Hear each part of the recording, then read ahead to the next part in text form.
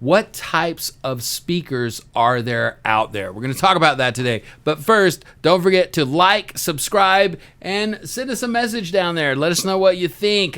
If you're learning anything, if you're not, what you would like to learn, let us know. So let's dive in.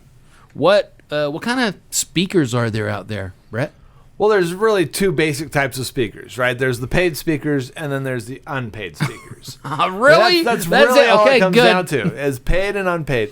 In the paid speaker realm, there's basically two types of speakers. There's your motivational, inspirational, and then there's your educational. Now, of course, at SpeakUp, we talk about entertain, inspire, and educate. We want to wrap it all into one. But when you look out in the market to see the different types of speakers, we're really talking about one of those two.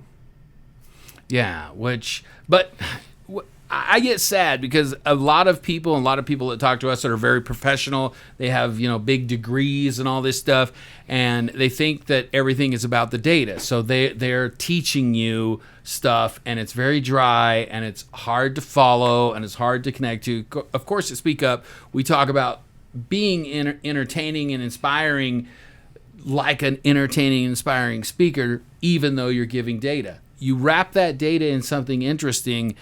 So it's not necessarily, we're not saying the fun speaker and the boring speaker. That's not what we're saying here. No. Because that's just the kind.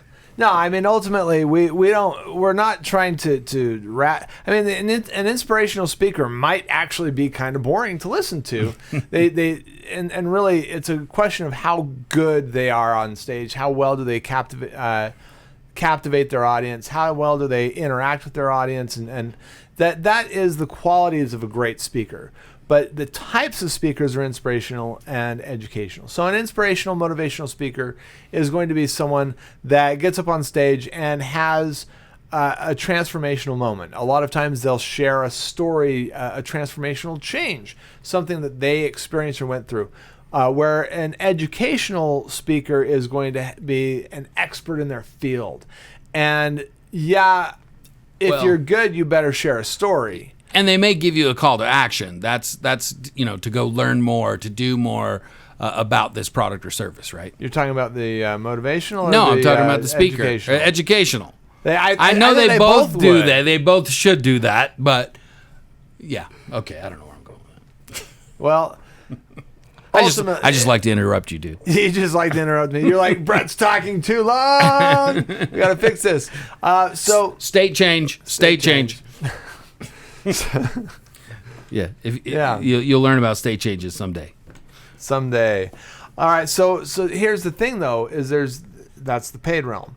Now then there's the unpaid realm, and the unpaid realm is people that think that they're motivational speakers or want to be motivational speakers, and then there's people that think that they're educational speakers or want to be educational speakers.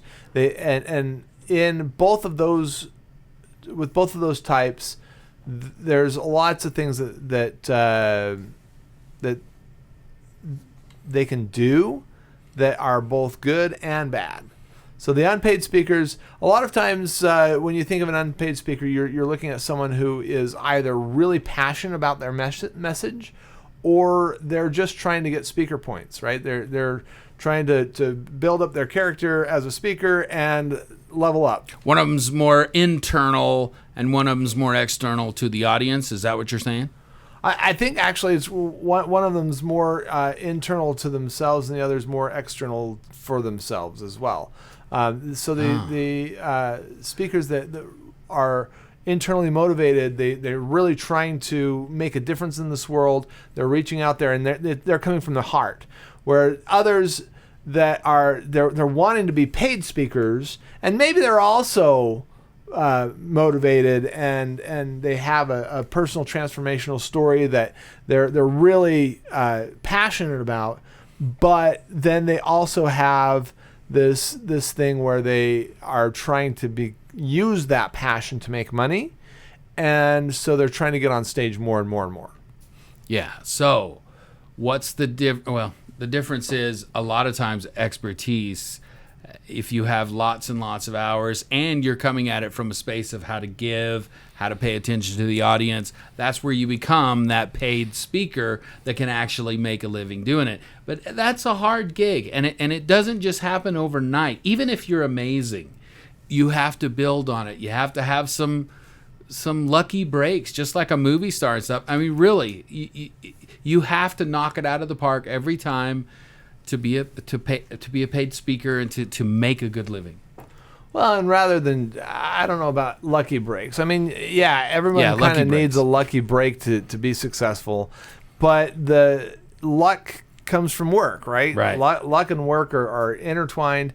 If you're not working towards those lucky breaks, it's like if I wanted to win the lottery, how many lottery tickets do I have to buy to win the lottery? About 2 million. Probably about 2 million.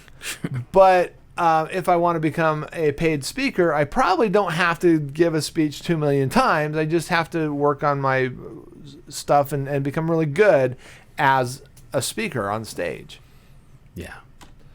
So, really, you can look online and find all kinds of what are public speakers, what out there, and they have lists and lists. But truthfully, you're either being paid because you're a professional and you're doing a great job, or you're learning and you're trying to grow by doing free things, which is awesome. You absolutely should. Zig Ziglar did it over 3,000 times before he made a dime. So, or you're not getting paid because it's all about you. I mean, that happens so often. I've had people tell me, I don't know why I don't get gigs. Well, I've heard you speak and it's all about you. The audience is watching a movie about this cool superhero up there that they don't care about. Ouch. That sucks. Well, here's the other thing though. There are also public speakers that are peddling their wares, right? And those typically are not paid speakers.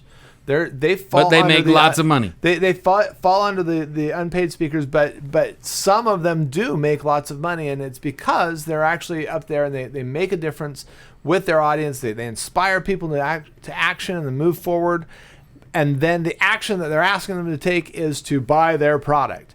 And I would have to say, quite honestly, I've been in the speaker world for years now. And most of the speakers that I come across, especially the ones that are working towards public speaking, they are pushing that in that direction. They're trying to sell. They're trying to sell their business. They're trying to build a business model around their message. They're creating and selling programs. And quite honestly, SpeakUp has been and is often. We fall under that model, and it's not because the speakers at SpeakUp are like that. It's because that's how we sell our services. That's how we let people know about our services, because we're speakers. So we use the skill that we have to sell the things that we're selling. But on the other hand, when you get up as a keynote speaker, and I know, Bobby, you've done this many times. You just get up and speak, and you talk about how to be a great business person. Your big theme is accountability, and that's really huge. And then also we share the message of SpeakUp a lot and talk about the story roller coaster. And sometimes and many times we're up there and we do it as a keynote speaker, where we're not really peddling our stuff. We're just telling people how to do better and be better. Keep in mind, I want to say that being a free speaker that sells from stage is a powerful thing. This isn't, some people think a snake oil salesman, or, oh man, they're making, people run into the back or whatever. A lot of times people are running to the back because they're really excited about what they have. And if you have a great product and you've got to market it. And we always say, the more money you make, the more good you can do. So that is not a bad option, to be a free speaker that sells from the back of the stage. And it doesn't have to be slimy or lame or any of that. You can use it and do it very, very powerfully and get a great following doing that. Yeah, and just because you do that on your own doesn't mean that you can't be a keynote speaker that doesn't do that.